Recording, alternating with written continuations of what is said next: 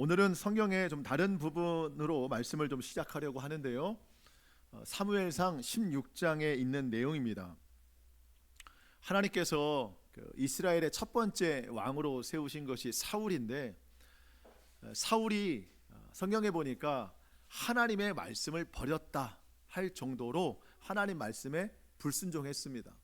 그래서 하나님께서는 다음 왕을 세우시고자 당시에 선지자였던 사무엘을 베들레헴 이새의 집으로 보내십니다. 근데 하나님의 말씀을 듣고 사무엘이 두려웠던 것은 그런 거예요. 지금 그 사울 왕이 살아 있는데 다음 왕을 세우러 왔다고 하면 그 소문을 사울이 들으면 나를 죽일 겁니다. 그러한 두려움이 있었어요. 그래서 하나님께서 사무엘에게 방법을 알려주셨어요. 왕을 세우러 왔다고 하지 말고 제사를 드리러 왔다고 해라. 그러니까 뭐 지금으로 말하면 그런 거죠. 신방 왔다고 해라. 그 마을에 신방을 간 거예요. 그 마을에 하나님 앞에 그 마을을 통해 제사를 올려드리러 왔다. 이렇게 이제 이야기를 하라는 거죠. 다만 2세의 아들들이 있는데 그 아들들을 다 그 예배, 그 제사에 초청해라. 그 중에 한 아들에게 내가 기름을 붓게 하겠다. 하나님께서 이렇게 말씀하셨습니다. 사무엘이 이제 그 말씀을 듣고 이제 출발을 했어요. 사무엘상 16장 4절, 사무엘이 여호와의 말씀대로 행하여 베들레헴의 이름에 성읍 장로들이 떨며 그를 영접하여 이르되 평강을 위하여 오시나이까. 그러니까 그 지역의 지도자들이 선지자가 우리 마을에 왔는데, 선지자가 오는 이유는 두 가지예요. 칭찬 아니면 책망. 그러니까 장로들이 물어보는 거예요. 좋은 일로 왔습니까? 안 좋은 일로 왔습니까? 물어보는 거죠. 그랬더니 사무엘이 이르되 평강을 위함이니라. 좋은 일로 왔다. 내가 여호와께 제사하러 왔으니 스스로 성결하게 하고 와서 나와 함께 제사하자 하고 이새와 그의 아들들을 성결하게 하고 제사에 청하니라. 여러분, 선지자가 그 마을에까지 와서 하나님께 제사를 드리자고 하니 사람들이 다 단정히 하고 왔어요. 성결하게 하고 왔어요. 순서대로 사람들이 이 선지자 앞에 나옵니다. 하나님께 예물을 드리려고 하는 거예요. 사무엘의 관심은 온통 이새의 아들들에게 있습니다. 그 아들들 중에 왕으로 뽑힐 사람이 있다고 하니 그 아들들이 이제 이 앞으로 오기만을 기다리고 있는 겁니다. 그때 이새의 첫 번째 아들이 나옵니다. 엘리압이라고 하는 사람이 나오는데요. 한번 보시겠습니다. 사무엘상 16장 6절, 그들이 오매 사무엘이 엘리압을 보고, 첫 번째 아들이에요, 마음에 이르기를 여호와의 기름 부으실 자가 과연 주님 앞에 있도다 하였더니. 여러분, 엘리압은 키도 크고 뭐 제가 보진 못했지만 잘생겼나 봐요. 그리고 하나님 앞에 제사를 드리러 왔으니 얼마나 단정히 하고 왔겠어요. 거의 제 생각에만 모델 수준이 있을 거예요. 여러분, 당대에 제일 영이 깨어 있다고 하는 사무엘도 사람의 외모에 마음을 뺏겨버렸어요. 그때 하나님께서 사무엘에게 말씀하십니다. 우리가 이 잘 아는 말씀에 이게 너무 중요한 말씀입니다. 함께 같이 읽어볼까요? 시작. 여호와께서 사무엘에게 이르시되 그의 용모와 키를 보지 말라. 내가 이미 그를 버렸노라. 내가 보는 것은 사람과 같지 아니하니 사람은 외모를 보거니와 나 여호와는 중심을 보느니라 하시더라. 아멘. 사람은 외모를 보지만, 그래서 이미 마음 뺏겼지만 하나님께서는 중심, 곧 마음을 보신다는 거예요. 그러면서 우리가 마음 깊이 새겨야 될 말씀이 있는데, 내가 이미 그를 버렸노라. 엘리압, 사무엘이 마음 뺏겼던 그 엘리압에 대해서 하나님이 내가 이미 그를 버렸노라 하십니다. 사람이 보기에는요 가장 뛰어난 인물 같아요. 하나님께서는요 이미 그를 버렸다고 말씀하십니다. 자, 여러분 생각해 보세요. 엘리압은 예배 드리러 나온 사람이에요? 왕의 후보로 나온 사람이에요? 스스로 생각하기에 예배 드리러 나온 사람이에요. 왕을 기름 부으러 나온 것은 사무엘만 알고 있어요. 지금 이 사무엘 앞에 나온 모든 사람들은 예배드리러 나온 사람들입니다. 그렇죠? 예. 다른 생각 없어요. 근데 여러분, 하나님이 뭐라고 말씀하세요? 내가 이미 그를 버렸노라. 왕으로서의 자격이 아니라 예배하는 자의 자격으로서도 내가 이미 그를 버렸노라 하시는 거예요. 그 외적인 멋있는 모습에 가려진 그 속마음, 성경에 나와 있지 않지만 하나님이 버리실 만큼 그 마음은 불순종과 악함이 가득했다는 거예요. 하나님이 사울을 버리신 것처럼 이 엘리압도 버리시는 거예요. 예배자의 자세가 안 돼 있다는 거예요. 왕이 아니라. 하나님께서는 오늘 우리의 중심을 보십니다. 우리의 예배가 외적으로 그럴듯하게 드려지는 예배가 되면 안 돼요. 혹시 하나님이 우리에게 그런 말씀하실 수도 있어요. 예배가 다 끝났을 때, 내가 오늘 너의 예배를 버렸다. 나는 정말 열심히 드렸다고 했는데 하나님이 보실 때는 그렇지 않을 수 있어요. 여러분, 하나님은 예배자의 그 마음의 중심을 보십니다. 여러분, 이새의 7 아들들이 사무엘 앞을 다 지나갔어요. 근데 하나님이 멈춰 세우는 사람이 없어요. 사무엘이 이새에게 묻습니다. 그 아버지에게 묻습니다. 당신의 아들들이 이게 다냐? 막내가 있긴 하지만 지금 양을 치러 들에 있습니다. 그 아들을 불러와라. 그 아들을 보자마자 하나님이 기름 부어라 말씀하십니다. 그가 다윗이에요. 자, 여러분, 다윗은 준비된 게 아무것도 없어요. 지금 양치다가 왔어요. 성결하거나 단정하지 못해요. 거친 옷을 입고 있단 말이죠. 제사에 대해서도 준비가 안 됐어요. 갑자기 불려왔어요. 뭐 마음의 준비가 아무것도 안 됐어요. 그런 다윗에게 하나님은 기름 부으라고 말씀하십니다. 왜? 중심을 보시기 때문에. 여러분, 다른 사람들은 예배에 대해서도 준비가 안 됐는데, 예배 나오면서도, 다윗은 갑작스럽게 불렸는데도 이미 늘 하나님의 마음이 충만했기 때문에 다른 준비가 필요 없던 사람이라는 거예요. 늘 하나님으로 가득 차 있기 때문에. 사람은 외모를 보거니와 나 여호와는 중심을 보느니라. 오늘 성경에 서기관들과 바리새인들이 이 말씀을 누구보다 잘 아는 사람들이에요. 그들은 구약의 말씀을 다 아는 사람들이에요. 그렇다면 외모에 집중하면 안 되는 거예요. 겉으로 보는 것에 집중하면 안 되는 거예요. 중심에 집중해야 돼요. 그런데 왜 자꾸 예수님 앞에 화 있을진저라는 책망만 들을까요? 그리고 여러분, 다윗이 어떻게 왕으로 뽑혔어요? 외모예요? 마음이에요? 마음입니다. 서기관들, 바리새인들, 이스라엘 사람들은요, 다윗의 후손이라는 것에 대해서 굉장한 자존심이 있어요. 나는 다윗의 후손이다. 그러면 다윗을 본받아야 되잖아요. 근데 이들은 말은 다윗의 자손이라고 말하면서 다윗의 그 중심은 전혀 본받지 않아요. 예수님의 말씀으로 그들은 받을 것이 화밖에 없어요. 우리가 지난주부터 이 화 있을진저에 관한 말씀을 보고 있는데 7번의 화를 말씀하시는데 오늘은 4번째부터 7번째의 말씀을 주님께서 하십니다. 공통된 것은 그거예요. 외적으로 드러나는 것은 좋아하나 그 마음의 중심엔 선한 것이 아무것도 없다. 여러분, 오늘 우리가 이 말씀을 대할 때 이 말씀이 내 마음에 들어오면 우리 마음에서 치열한 싸움이 일어나야 돼요. 자, 오늘 본문을 살피기 전에 꼭 이 말씀을 좀 드리고 싶은데, 뭐냐면 하나님이 다윗을 왕으로 세우신 것은 물론 그 중심이 늘 하나님께 있으려고 하는 노력이 있었다는 거죠. 그런데 다윗도 죄인이에요. 큰 죄를 저질렀어요. 그리고 외적인 것을 좋아하는 사람이기도 했어요. 나중에는 우리 군사들이 얼마나 되나 인원수를 한번 점검해봤죠. 그러니까 그 외적인 것으로 마음의 안정을 찾으려고 하는 외식도 있었던 사람이에요. 그럼 하나님이 왜 다윗을 특별하게 생각하셨을까? 핵심은 이거예요.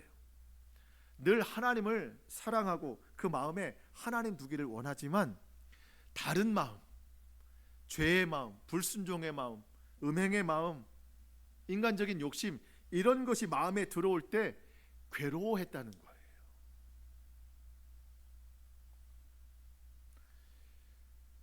여러분, 그 예수님의 이 책망을 듣는 서기관들, 바리새인들 성경에 보면은요, 애통했다, 괴로웠다, 회개했다 이런 내용 없어요.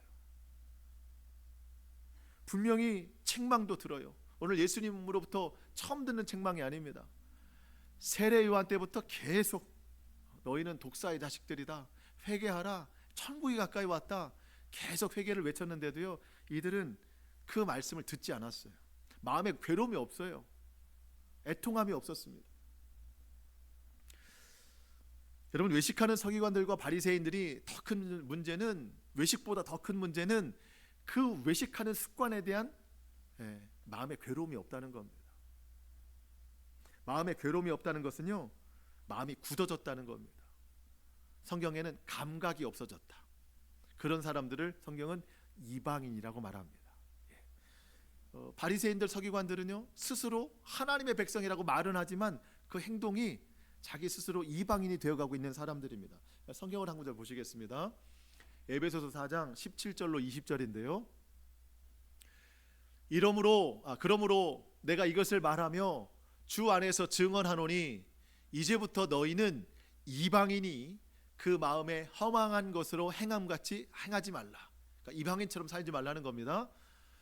그들의 총명이 어두워지고 그들 가운데 있는 무지함과 그들의 마음이 굳어짐으로 말미암아.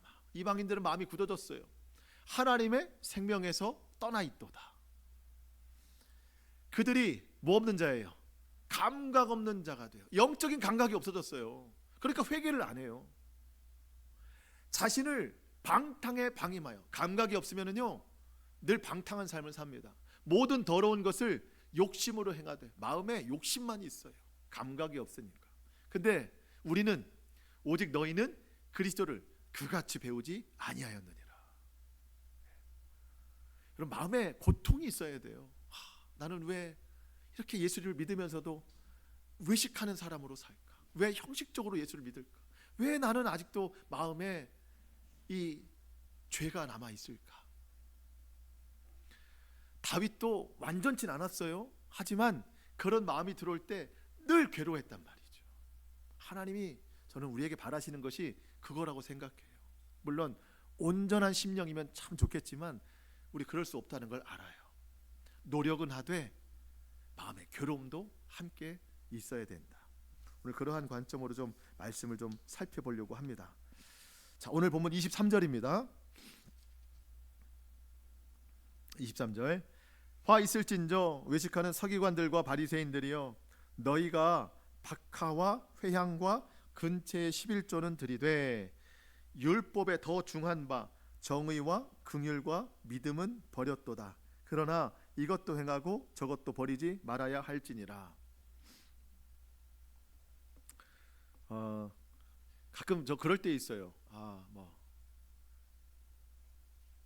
정말 그 작은 돈, 뭐 한 1,000원, 2,000원 이런 거만 아끼려고 굉장히 뭘 깎는다든가 아끼려고 막 하다가 그날 저녁에 충동적으로 3만 원어치 뭘 구입한다거나, 그러니까 뭐 작은 것을 굉장히 아끼는데 큰 거는 생각 없이 막 지른다고 하잖아요. 그럴 때 있어요.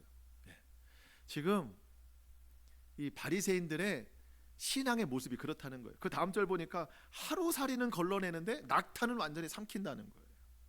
이게 무슨 뜻이냐면, 바리새인들이요, 하나님 앞에 11조를 드리는데, 예를 들어서 누군가 나에게 배추 한 포기를 주었어요. 채소 하나를 줬어요. 그러면 그 배추의 이파리 10분의 1을 띄어서 하나님께 드린다는 거예요. 얼마나 대단한 믿음입니까? 박하와 회향과 근체, 이게 다 식물이거든요. 그 식물의 11조까지 하나님 앞에 드린다는 겁니다. 근데 더 중요한 바, 율법에 더 중요한 것들은 다 지키지 않는다는 거예요. 근데 가만히 생각해 봤어요. 이들은 채소를 어디서 났을까? 갑자기 지난주 말씀이 생각이 났습니다. 여러분, 지난주 말씀에 14절에 보면 없음이라고 나와 있거든요. 마태복음에는 없었는데 마가복음에는 이 내용이 있어요. 저는 여기서 이 수입을 찾았어요. 그들은 과부의 가산을 삼키며, 그러니까 이 야채를 어디서 얻은 거예요? 과부에게서 뺏은 거죠. 물론 아닐 수도 있지만 저는 충분히 가능하다고 생각합니다. 과부의 가산을 삼키며 외식으로 길게 기도하는 자니 그 받은 판결이 더욱 중하리라 하시니라. 여러분, 우리가 계속 마태복음을 이제 읽고 들어서 아시지만 바리새인들은요, 제사장들은 하나님의 집인 성전에서 자기들 마음대로 성전세 받는 사람들입니다. 두려움이 없는 사람들이에요. 그러니까 어려운 이웃들에 대해서 가산을 이렇게 빼앗는 것은요, 이게 어려운 일이 아닙니다. 그들에게 아마 그 채소도 거기서 얻지 않았을까. 강제로 빼앗았는데 그 중에 10분의 1을 하나님 앞에 돌려드리면서 기도하는 거예요. 기도할 때는 또 어느 정도로 기도하는가? 예수님께서 두 사람의 기도를 비교해서 말씀하시는데 누구의 기도를 받는가 하는 겁니다. 누가복음 18장 10절입니다.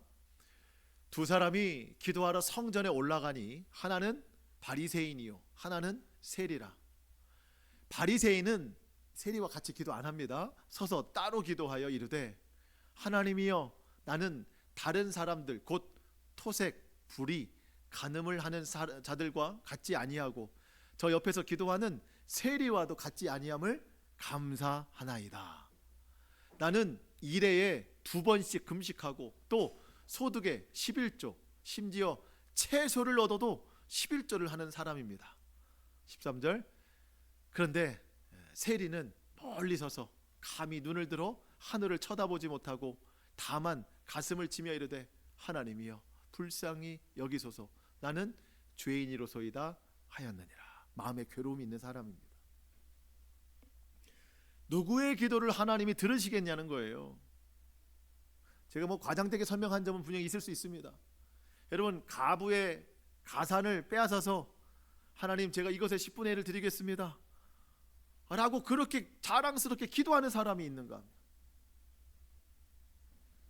세리는 하나님, 제가 또 한 주간 동안 죄를 짓고 살았습니다. 뭐라 드릴 말씀이 없습니다. 가슴을 치면서 애통하는 회개를 하는 거예요.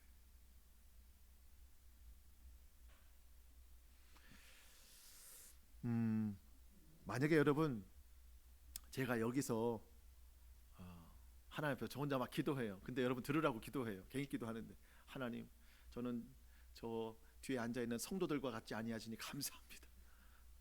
성도들은 일주일 동안 죄를 많이 짓고 살았을 텐데 저는 일주일 동안 교회만 있었으니 하나님이 저를 보시고 기뻐하실 줄 믿습니다.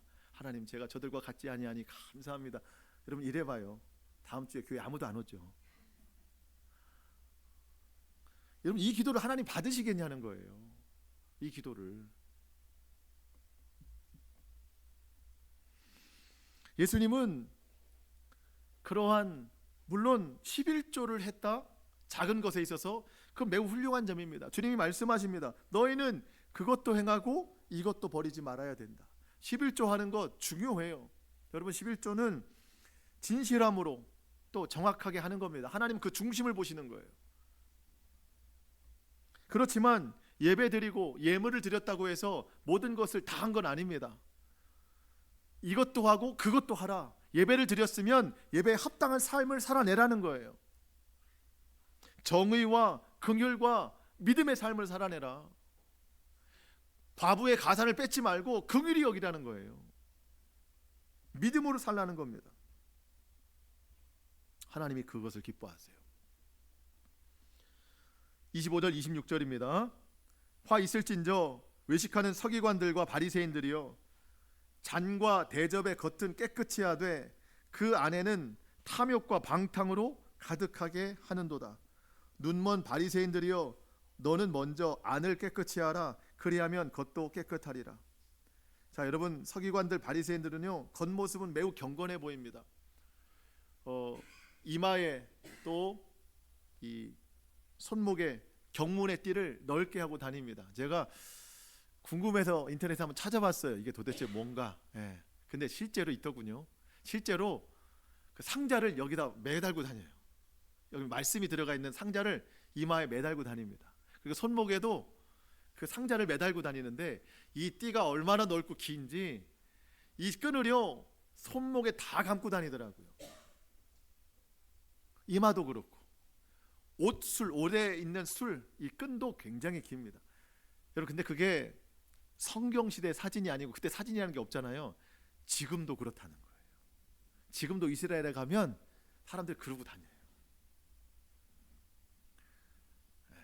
외식, 형식. 겉으로는 깨끗한 척 보이는 거예요. 거룩한 척 보이는 겁니다. 그런데 주님이 말씀하십니다. 그 속은 탐욕과 방탕으로 가득하도다. 사람들은요, 그 감춰진 속을 알지 못해요.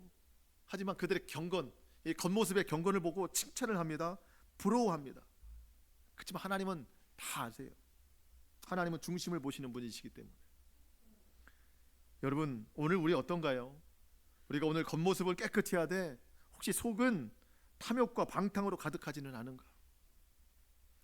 우리의 얼굴에는 미소가 있지만 이 마음에는 미움과 정죄와 다툼이 가득하지는 않은지.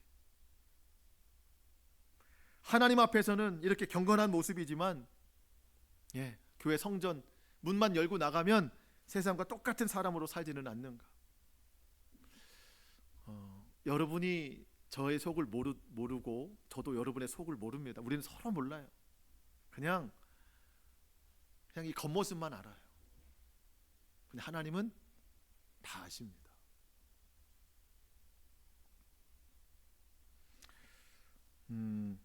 하나님 앞에는 숨겨질 게 아무것도 없어요. 사람은 겉만 보기 때문에 이 속을 숨길 수는 있지만 하나님 앞에는 이 속이 숨겨지지가 않아요. 다 드러납니다. 근데 드러나는 게 은혜예요.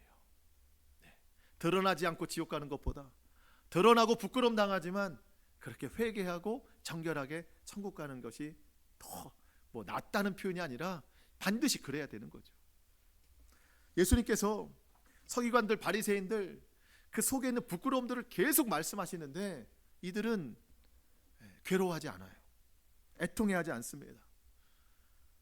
마음이 굳어졌고 감각을 잃어버렸어요. 바라기는 오늘 저와 여러분이 이 말씀을 통해서 이 마음의 감각이 다시 한번 깨어날 수 있기를 축복합니다.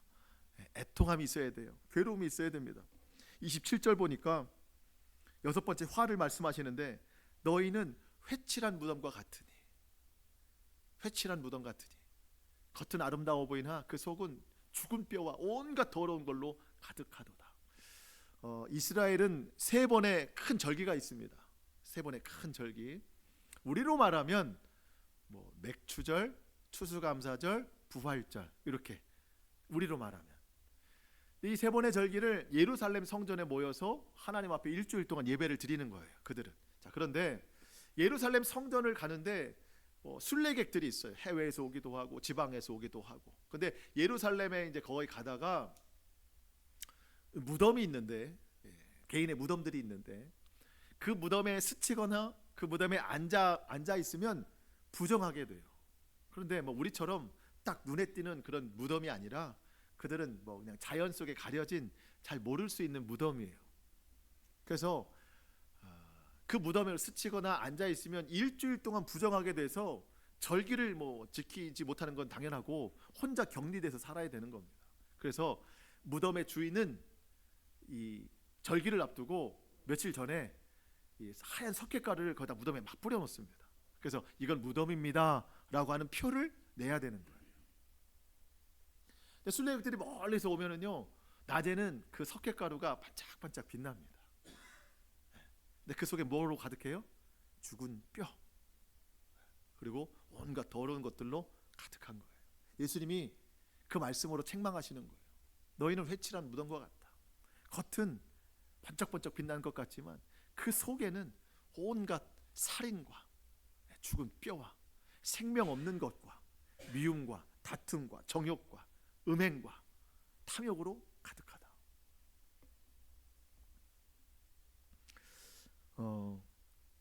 참 여러분, 우리가 이와 같을까 참 두려운 거예요. 내가 이 회칠한 무덤과 같지는 않는가?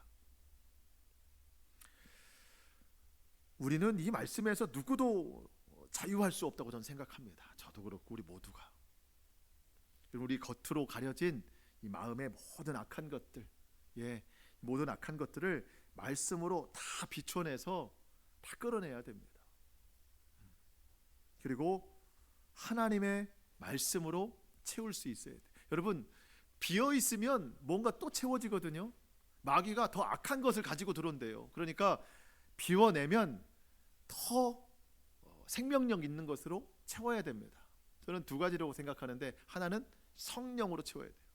물론 성령을 우리가 채운다고 채우는 건 아니고 기도해야 돼요. 성령님, 내 마음에 충만하게 임재하옵소서. 성령님이 임하는 내 마음이 곧 하나님 나라입니다.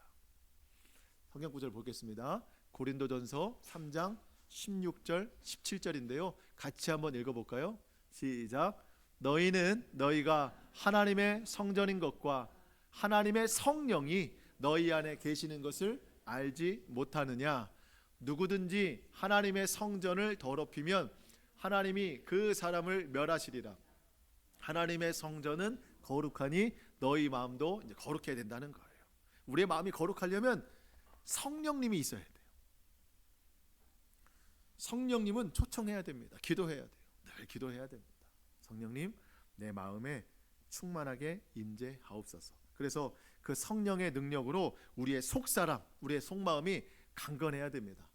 우리 에베소서 3장 16절입니다. 시작. 그의 영광의 풍성함을 따라 그의 성령의 능력으로 말미암아 너희 속사람을 능력으로 강건하게 하시오며. 아멘.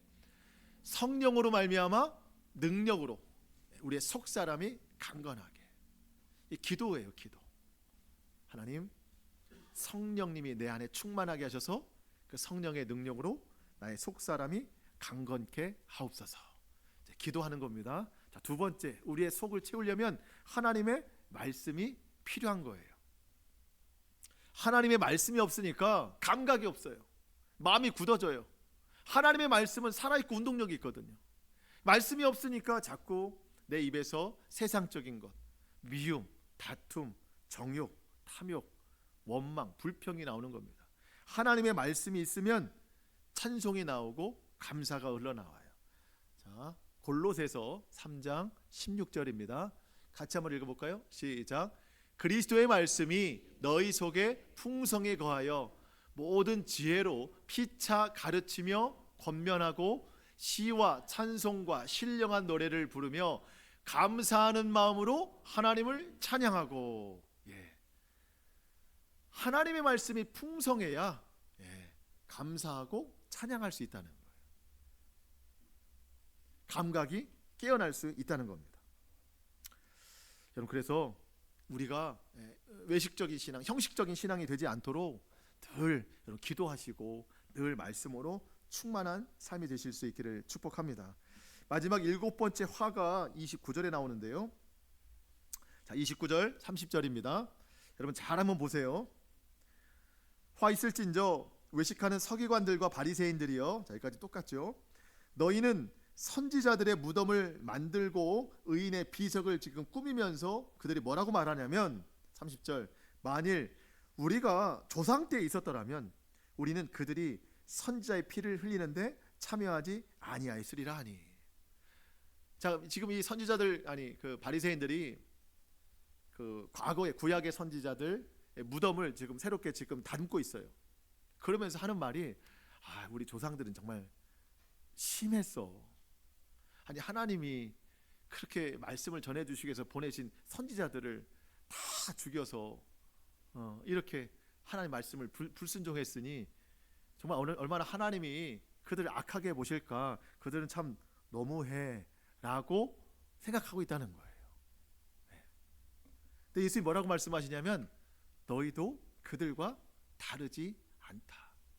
너희가 그들을 조상이라고 부르는 걸 보면 너희는 그들의 후손이라는 걸 스스로 증명하니 너희 조상의 그 남은 것들을 다 채워라. 너희도 똑같다라고 말하는 거예요.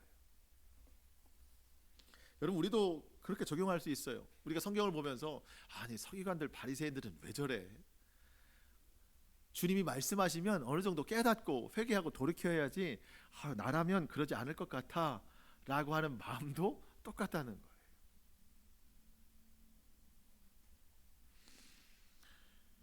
거예요. 33절에 보니까 뱀들아 독사의 새끼들아 너희가 어떻게 지옥의 판결을 피하겠느냐. 여러분 이 표현은 처음 듣는 거 아닙니다. 세례 요한도 처음에 그 사역 시작할 때 이 바리새인들에게 똑같은 이야기를 했어요. 너희는 독사의 자식들이다. 회개하라. 근데 그때부터 지금까지 괴로운 적이 없어요. 애통한 적이 없어요. 회개한 적이 없어요. 주님이 말씀하십니다. 너희가 어떻게 지옥의 판결을 피하겠느냐. 너에게 남은 것은 지옥뿐이 없다. 여러분 회개도 시간이 있어요. 회개도 기회가 있어요. 언제라도 하면 되겠지. 여러분 이거 아닙니다. 주님이 회개의 기회를 주실 때 우리는 회개해야 되는 거예요. 우리가 회개하지 않고 자꾸 겉사람으로만 우리가 신앙생활을 한다면 여러분 우리의 속사람은 이들처럼 죽게 돼요. 마음의 감각을 잃어버리게 돼요. 마음의 감각이 없으면 굳어지면 회개할 줄 몰라요. 이들처럼. 그러면 지옥의 판결을 피할 수가 없어요. 주님이 회개하고자 하는 마음 주실 때 여러분 간절하게 회개하시기를 축복합니다. 더 이상 회개의 기회가 없을 때가 우리 가운데 찾아올 수도 있어요. 애통함과 괴로움이 있어야 됩니다. 자, 마지막으로 사도 바울이 가졌던 큰 괴로움에 대해서 말씀을 드리고 말씀 마치려고 하는데, 여러분 우리 그리스도인들이 가장 큰 괴로움 언제일까? 가장 큰 고통은 언제 느낄까? 우리는 일상에서 오는 많은 어려움과 고난을 생각할 수 있는데 사실은 근본적으로 보면은요, 우리 예수 믿는 사람들에게서 가장 큰 고통은 내 마음에 두 마음이 싸울 때예요. 내 마음에. 여러분 사도 바울도 같은 고백했어요. 여러분 사도 바울이 언제 가장 힘들었나 사역하면서. 그래서 매를 맞거나 옥에 갇히거나 뭐 박해를 받을 때 그런 때를 이야기하지 않아요. 내 마음에 두 마음이 싸울 때, 이 가장 치열한 전쟁터 가운데 자기가 너무 힘들다는 고백을 합니다. 우리도 마찬가지예요. 예수 믿는 나에게 왜 자꾸 다른 마음이 들어올까? 왜 미움이 있고, 왜 다툼이 있고, 왜 정욕이 있고, 탐욕이 있고, 음행이 있고, 하나님이 싫어하시는 마음이 왜 자꾸 들어올까? 그리고 왜 나는 그 마음에 질까? 왜 자꾸 내 행동은 악해질까? 여러분 이런 생각 드시지 않아요? 저는 이때가 가장 괴롭더라고요. 어느 때는 뭐 솔직히 우리가 뭐 외식으로 형식적으로 그렇게 신앙생활 하는 건 아닙니다. 제가 여러분들 봐서 알고 저도 제 자신이 솔직하게 그렇게 고백할 수 있어요. 그런데 진실함으로 제가 예배하고 행동하고 예수 믿는데 어느 날 내 속에 감춰진 이 죄악이 막 올라올 때, 이 회칠한 무덤이라고 생각이 될 때 내가 했던 그런 행동들도 진실함으로 했지만 갑자기 외식처럼 느껴지는 거예요. 그래, 내가 이렇게 죄덩어리인데 그렇게 예배한 것을 하나님이 기뻐하시겠나?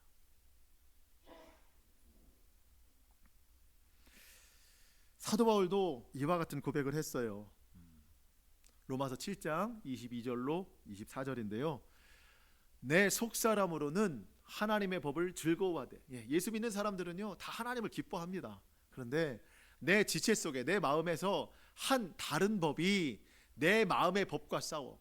그러니까 믿음의 법과 싸워서 내 지체 속에 있는 죄의 법으로 나를 사로잡는 것을 보는도다. 두 마음이 싸우는데 죄에게 질 때가 많다는 거예요. 그래서 사도 바울의 심정이 이렇습니다. 이건 같이 읽어요. 시작. 오호라 나는 곤고한 사람이로다. 이 사망의 몸에서 누가 나를 건져내랴. 오호라 나는 곤고한 사람이로다. 나는 가장 비참한 사람입니다. 복음으로 당하는 고난에 대해서는요 이렇게 말한 적 없어요. 즐거워했어요 오히려. 근데 두 마음이 싸울 때 나는 곤고한 사람입니다. 이 사망의 몸에서 누가 나를 건져내겠습니까? 이 고통스러움에서 누가 나를 건져낼 수 있겠습니까? 오직 예수님 뿐입니다 라고 고백은 해요. 여러분 저는 우리가 완전치 않기 때문에 늘 하나님 앞에 뭐 100%를 올려드린다고는 저는 생각하지 않습니다.